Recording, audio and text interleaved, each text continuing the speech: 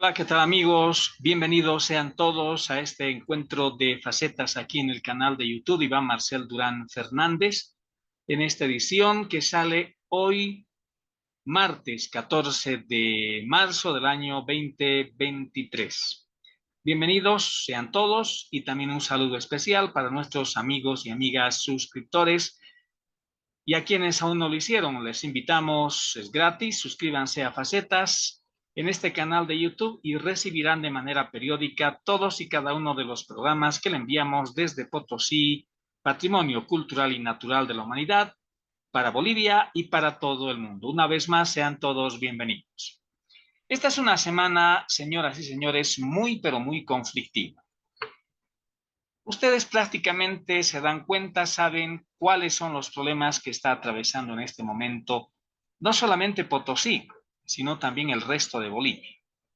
Y sin lugar a dudas, unos problemas tienen más peso que otros, pero no por ello dejan de ser problemas para el propio gobierno y también para nosotros. Por ejemplo, el tema de la escasez de dólares es un tema que ya no puede taparse el sol con un dedo. Es decir, ya no se puede ocultar, lamentablemente esa es la verdad, porque eso se refleja cotidianamente en varias ciudades de Bolivia. Ese es un tema que no se puede ya negar, es la pura realidad. Otro tema que no va a ser objeto de análisis en este programa, sino dentro de algunos otros programas, próximos programas en todo caso, es lo que en las últimas horas tanto el canciller o mejor, el vicepresidente del Estado Plurinacional de Bolivia, David Choquehuanca, y el propio ministro de Gobierno, el señor Castillo, a nivel internacional se presentaron en un foro internacional para pedir que se despenalice la hoja de coca, aduciendo que es una hoja de la cultura boliviana, es una hoja que es parte de la tradición boliviana, etcétera, etcétera. Ustedes seguramente tienen la respuesta, nosotros también tenemos una, pero ese es otro de los temas que también causa distintos comentarios a nivel internacional y también a nivel nacional. Hoy, señoras y señores, como casi es habitual en algunas semanas cuando presentamos facetas aquí en el canal de YouTube, vamos a referirnos, sobre todo vamos a comentar algunos temas que son de importancia nacional, pero que tienen esa su relevancia porque han sido publicados en diferentes diarios escritos que circulan en nuestra patria. Uno de esos diarios de circulación nacional que tiene bastante aceptación en nuestro país es el periódico Página 7, tanto en su edición física, si vale el término, como también en su edición digital. Es uno de los periódicos que trata de seguir adelante a pesar de las vicisitudes que se presentan de manera diaria en lo que se refiere a la prensa escrita, sobre todo el tema económico, el tema de la publicidad. Y es que el periódico Página 7, hoy, martes 14 de marzo del año 2023, ha publicado una interesante columna que está a cargo del sociólogo, escritor, sociólogo boliviano Renzo Carlos Abrucese. Y se titula La escaramuza. ¿Vivimos el fin del Estado popular?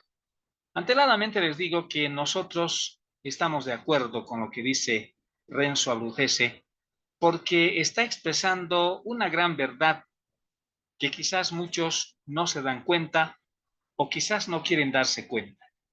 Pero mejor pasemos a dar la lectura, reitero, de esta columna escrita por Renzo Abrucese, intitulada ¿Vivimos el fin del Estado popular? Es una pregunta. Para nadie es un secreto que las disputas internas del MAS han puesto de manifiesto el fin de la hegemonía masista y a su vez el fin del Estado popular. La impresión generalizada es que se disputan lo último que queda del Estado popular frente a la inminencia del Estado ciudadano. Al primero lo fundamentaba lo nacional popular, al segundo lo fundamenta lo democrático ciudadano. Vivimos pues una batalla epocal, dice Renzo Abrucese. No se trata de un problema de gobernabilidad, se trata de un momento de crisis estructural del Estado que nos deja la sensación de que mientras ellos se sacan los ojos, el país funciona a la deriva, por encima o por debajo, pero bastante lejos de las trifulcas masistas. En torno a esto, hay en la actualidad tres interpretaciones sociológicas que intentan explicar el actual estado de cosas. Una sostiene que se trata de un estado fallido, es decir, de un estado que fracasó en el manejo de la nación y que nos llevó al límite histórico del desastre. Otra, la oficialista, que sostiene que lo que vivimos son las vicisitudes de la transformación histórica producto de la revolución cultural y la fundación del Estado plurinacional. Y la mía propia, es decir, la de Renzo Abruzzese, que dice que sostiene que ha concluido el período histórico del Estado popular y que en su lugar vivimos un momento de transición en que la sociedad y las instituciones de la sociedad civil intentan organizarse como fuerzas políticas a partir de las identidades urbanas, ahora nucleadas en plataformas ciudadanas y grupos de presión propios de la calle. Los argumentos en favor de un Estado fallido son sin duda válidos. El movimiento al socialismo fracasó en su intento de transformar el país en el escenario del socialismo del siglo XXI. Ninguno de sus postulados alcanzó un nivel que dejaría marcado un derrotero de curso obligatorio, como fue, por ejemplo, la nacionalización de las minas o el voto universal, ejecutado por el MNR como base de la Revolución Nacional. La inclusión social de los indígenas y otros sectores siempre excluidos hace parte del programa nacionalista, y el MAS lo hizo posible más allá de las formalidades, y eso hay que reconocérselo encomiablemente, a más de esto y algunas otras pocas cosas más. Las medidas que desplegó el MAS solo fueron expresiones finales del Estado del 52 con una sobredosis de racismo a la inversa, y ninguna fue un acto propiamente fundacional. Seguimos con la lectura de esta columna escrita en página 7 por Renzo Abruzzese. Los argumentos que consideran que la crisis actual se debe a la descomposición del Estado plurinacional son igualmente válidos, pero esta crisis final del MAS es también producto del fin del Estado popular. Es la evidencia de que el intento de refundar una nación desde la perspectiva de raza no era más que una distopía, en la medida en que deviene absurda en el escenario de la mundialización de las culturas y la globalización de las economías, a más que de que el occidente capitalista no tiene posibilidad alguna de existir al margen de la modernidad victoriosa, y el pachamismo masista va en consecuencia en contrarruta de toda la historia de la civilización occidental capitalista, habida cuenta del fracaso universal del socialismo real. Muy cierto. Dice Renzo Abruzzese: lo que a mi criterio atravesamos es un momento en que la descomposición del periodo nacionalista, de 1952 a la fuga de Evo Morales el 2019, sumado a la crisis global de las ideologías nonagésimas, la emergencia de los ciudadanos de a pie como los nuevos sujetos de la historia de Occidente por encima de los clásicos protagonistas del siglo XX, los obreros y los burgueses, bloquearon todos los intentos de transformar el nacionalismo revolucionario del MNR en un indigenismo excluyente y racialmente pautado, que en los hechos nunca fue parte del plan revolucionario del MNR. Al contrario, al basar su accionar político en la alianza de clases que lo llevó al poder, evitó cualquier contaminación de orden racial o étnica. La Revolución Nacional se proyectaba como una república capitalista inscrita en la modernidad, al mejor estilo de Occidente. El Estado plurinacional es su antítesis histórica. Los nuevos actores políticos nacidos del poder ciudadano deben desarrollar una visión clara sobre la trascendencia del momento actual. No se trata de un recambio de gobernantes, tampoco de un golpe de timón en el actual estado de cosas, menos la reposición de las condiciones previas al advenimiento del MAS en 2005. Se trata de un momento de inflexión en que alguien debe reencauzar la historia nacional bajo un nuevo paradigma político e ideológico, si cabe el término de por sí caduco. Un nuevo paradigma es el escenario propio del siglo XXI y en el horizonte de la democracia ciudadana y liberal. Por ello, las jóvenes generaciones actuales tienen en toda la extensión de la palabra un desafío de dimensiones epocales. Hasta ahí lo que escribió hoy para página 7, en la columna La Escaramuza, el periodista y sociólogo Renzo Abruzzese. ¿Vivimos el fin del Estado popular? A ver, vamos a analizar. Me hallo plenamente de acuerdo con esa opinión, reitero, de Renzo Abruzzese. Primero, él se refiere a que en la actualidad prácticamente el Estado plurinacional de Bolivia está yendo en contrarruta. Es decir, que está yendo en contra de lo que el mundo actual está actuando. Y eso es tan cierto. Es tan cierto porque la mayoría de los países del mundo, incluyendo muchos países latinoamericanos, ahí incluyo a Chile, por ejemplo, incluyo a la propia Colombia y también a la Argentina, tres países que pese a tener gobiernos así, entre comillas, que se identifican con los del socialismo del siglo XXI, pero sus estructuras económicas, y me olvidaba, Brasil, para no ir lejos, el gigante de Sudamérica. Todas sus estructuras institucionales y económicas continúan bajo la esfera capitalista, guste o no guste. Y entonces no están yendo en contrarruta. Es posible que alguien diga, claro, en el caso de la Argentina hay una galopante inflación, pero es parte del juego del mercado económico, de ese juego económico que muchas veces los gobiernos no saben manejar. Y es lo que está ocurriendo en la Argentina. En el Brasil, un gobierno con Ignacio da Silva, conocido como Lula, que ya tiene algunos meses de haberse posesionado, pero como lo dijo alguna vez, no hemos escuchado una información, por más pequeña que sea, que Ignacio Lula da Silva va a cambiar las estructuras del Estado de Brasil. Lo propio ocurre en Chile con el señor Boric, lo propio ocurre con Gustavo Petro en Colombia. Y así, el resto del mundo, guste o no guste, tiene un camino capitalista, porque al final todos nos relacionamos de acuerdo a las reglas económicas del capitalismo. Pero en Bolivia, lamentablemente, estamos yendo en contrarruta. Hemos querido hacer un Estado plurinacional que en los hechos no ha servido, por eso dice Renzo Abruzzese, el tema del Estado fallido. Es tan cierto, el Estado no ha sabido manejar, porque en este momento de qué sirve que puedan haber las mejores leyes que haya podido promulgar el gobierno del movimiento al socialismo, en el primer gobierno con Evo Morales y actualmente con el gobierno de Arce Catacora, pero son leyes que no se cumplen. Es más, tenemos otras leyes que ya están bastante tiempo ahí escritas de manera positiva, pero tampoco se cumplen. En otras palabras, en este país se está haciendo lo que uno quiere.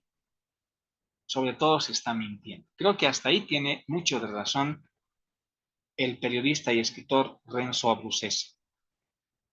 Otro aspecto que me llama la atención de manera positiva es en ese interesante artículo es cuando se hace una comparación de lo que ha sido el Estado nacionalista, el Estado que ingresó al capitalismo de Estado y que comenzó en 1952 con el movimiento nacionalista revolucionario. Dice él en una de las partes que hemos dado lectura, el actual Estado plurinacional de Bolivia es la antítesis, es decir, es todo lo contrario del Estado Nacional Revolucionario surgido en 1952. Y es simple referirse a ese aspecto, señoras y señores.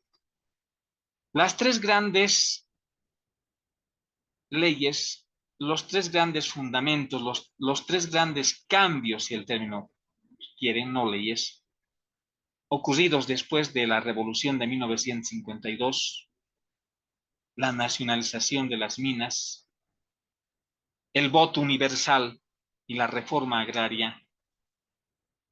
En el caso de la reforma agraria, evidentemente con muchas imperfecciones, pero al final el campesino dejó de ser un ciudadano de quinta clase. A partir de la reforma agraria, el campesino prácticamente se incluyó, como siempre debió hacer, al vivir, al estar de la poca gente que había en la clase media. Entonces se le dio esa posibilidad. Tampoco se le hizo un favor, simplemente se le restituyó aquello que en algún momento se había pensado que él era un ciudadano de quinta clase. Pero pese a todo, la reforma agraria fue un gran paso, un gran movimiento. Ni qué decir del voto universal, porque no hay en el mundo donde por lo menos este sistema de votación para elegir gobierno siga funcionando, donde se diga, como antes ocurría en Bolivia, antes de 1952, pues solamente van a ir a votar los hombres mayores de edad, los que tengan una renta, ingreso mensual, etcétera, de tantos, los que cumplan esto, pero las mujeres no van. Eso ocurría en Bolivia. Pero a partir de 1952, todos, absolutamente todos, tienen el derecho y la obligación de sufragar. En el tema referente a la nacionalización de las minas, es evidente, la Corporación Minera de Bolivia, que hoy que es como si no existiera, pero existe, fue una especie de reunión, corporación, reunión de empresas, donde si bien había producción, pero en muchos momentos de la vida institucional de la Comibol, habían más trabajadores que producción. Pero pese a eso, en los años 50, en los años 60, como muchos han denominado, la Corporación Minera de Bolivia fue la caja fuerte de los gobiernos que se sucedieron. Es más, gracias a la Corporación Minera de Bolivia, muchos proyectos, sobre todo de penetración hacia el desarrollo del oriente boliviano, por ejemplo, la carretera Cochabamba-Santa Cruz en el gobierno de Víctor Paz Extensor en los años 50 y 60, fue gracias, no en todo, pero en parte, al dinero que tenía la Corporación Minera Bolivia como producto de la explotación de minerales en nuestra parte. Pero este no es un momento de analizar si la nacionalización de las minas, si el voto universal, si la reforma agraria fue positivo o negativo. Eso sería un motivo de otro programa, que no es el momento hablar. Pero lo que sí nadie puede negar es que esas tres grandes medidas siguen vigentes desde 1952 hasta el presente. Eso sí realmente fue un gran cambio de las estructuras, porque una revolución tiene que llegar al cambio de las estructuras. Pero como dice Renzo Abruzzese en ese su artículo publicado hoy en el página 7, el Estado plurinacional, así con todos, entre comillas, postulados que se ha dado a partir del ingreso de Evo Morales al poder, prácticamente no ha cambiado nada. No hay una medida que podamos decir, esto sí cambió la estructura del Estado. En el tema de la parte social de los hombres del agro, los campesinos, hombres y mujeres, evidentemente, hoy están, digamos, más compenetrados de la realidad nacional y eso es bueno. Saben lo que ocurre en Bolivia, porque antes no sabían. Están más compenetrados, más relacionados. Pero eso es producto de la revolución de 1952. Porque no nos olvidemos que ya hubieron algunos candidatos, como Constantino Lima, si la memoria no me falla, en 1979, que fue candidato a la presidencia de la República. Es otro tema que no vamos tampoco a discutir o analizar en este momento por qué no hubieron otros candidatos, pero nadie puede decir que se le impedía al campesino o que alguien impidió que el campesino pueda postularse a las elecciones. Nunca ha existido eso. Si el señor Evo Morales surge a partir de los años 90 como dirigente de los cocaleros, de las federaciones de Chapare, etcétera, de cocaleros, si luego aparece como diputado, es que en los años 90, el año 96, 97 para ser más exactos, para luego llegar al año 2006, fue un proceso de transformación, de cambio social en las luchas de Bolivia, y esto me explico.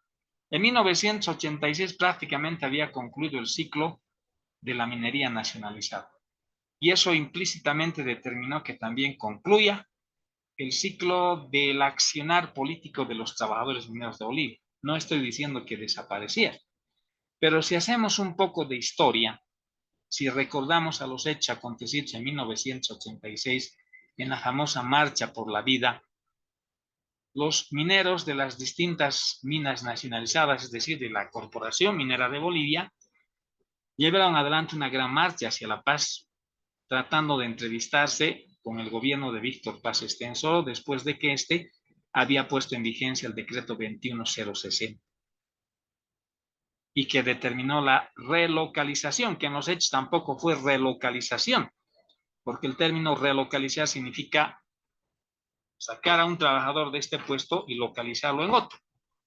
Lo que fue, en líneas generales, fue un despido. Pero esa marcha fue detenida por el ejército de ese entonces. Inclusive se mandó helicópteros y se mandó algunos aviones. No hubieron muertos, felizmente. Y fue la sabia intervención en ese entonces de Filemón Escobar, un gran dirigente minero ya fallecido, y del propio Simón Reyes Rivera, que fue parte del Partido Comunista de Bolivia. Los trabajadores en ese entonces querían romper el cerco de los militares en 1986 en la carretera Oruro-La Paz. ¿Y qué hubiese sucedido si es que los dos dirigentes mineros que he mencionado hubiesen dado la orden de romper ese cerco? Hubiesen habido muchos muertos. Felizmente eso no ocurrió.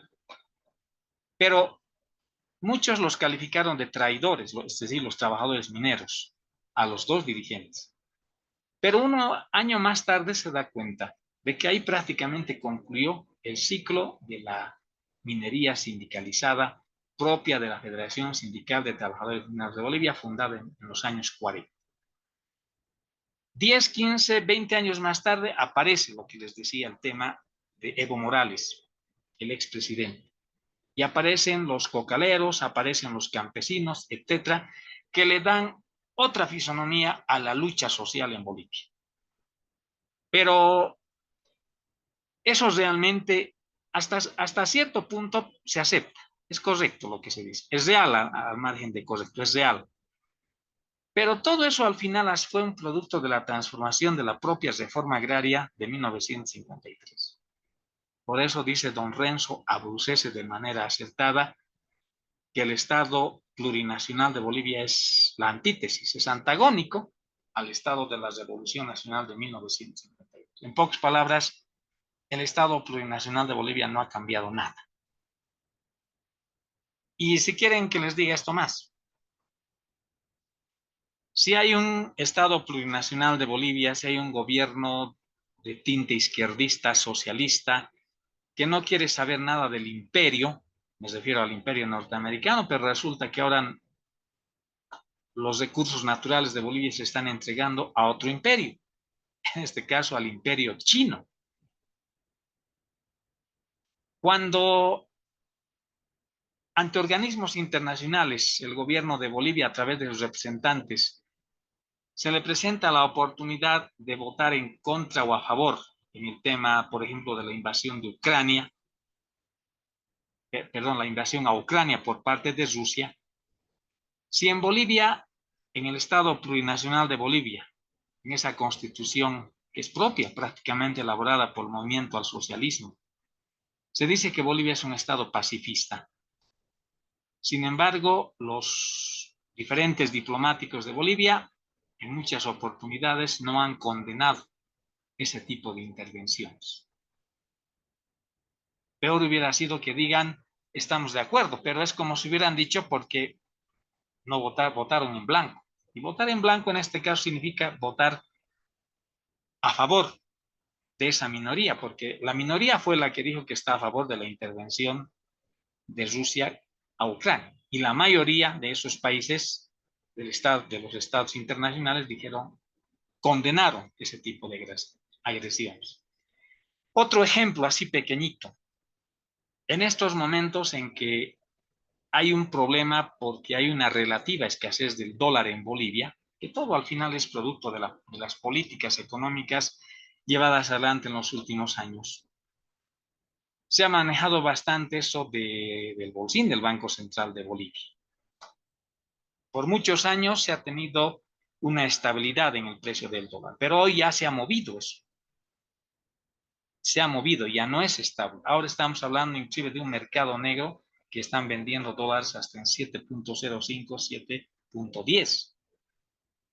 Pero esto del bolsín, esto de subir, bajar el dólar, que por supuesto no tiene que ser con márgenes muy amplios, siempre tiene que haber un movimiento perpendicular, digamos, es producto del 21060, un decreto, como muchos lo llaman, neoliberal. Bueno, lo vamos a aceptar, pero eso ha seguido vigente y sigue vigente, porque si de verdad fuera un gobierno socialista no tendríamos que admitir nada, pero nada del capitalismo. Y por último, todo el mundo tiene un celular, todo el mundo tiene un smartphone.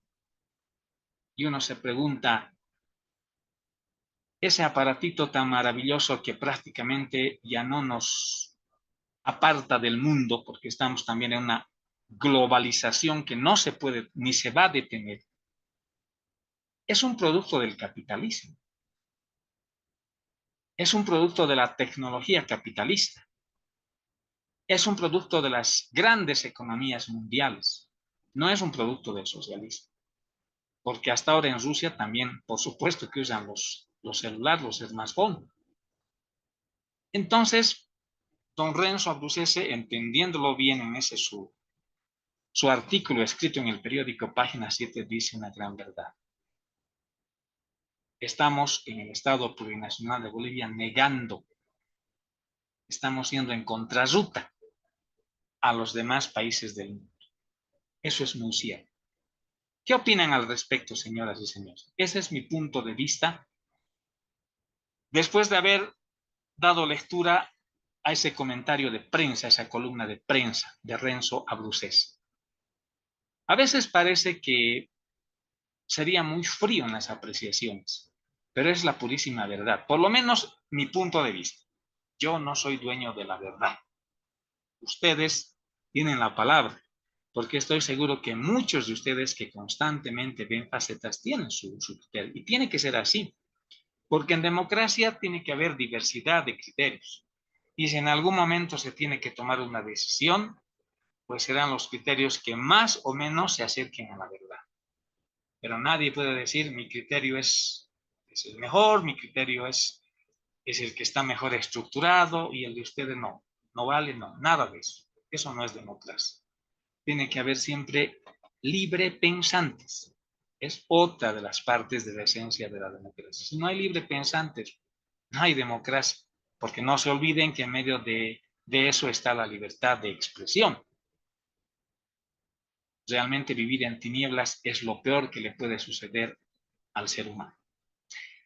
Por hoy eso es todo en el programa, señoras y señores. Yo quiero agradecerles por su atención dispensada estos minutos de facetas. Y como se estarán dando cuenta, estamos saliendo de manera periódica. Siempre en cualquier momento tenemos nuestras grandes sorpresas. Estamos, por ejemplo, preparando una gran sorpresa para quienes son los amantes del vinil. Esa sorpresa llegará en cualquier momento.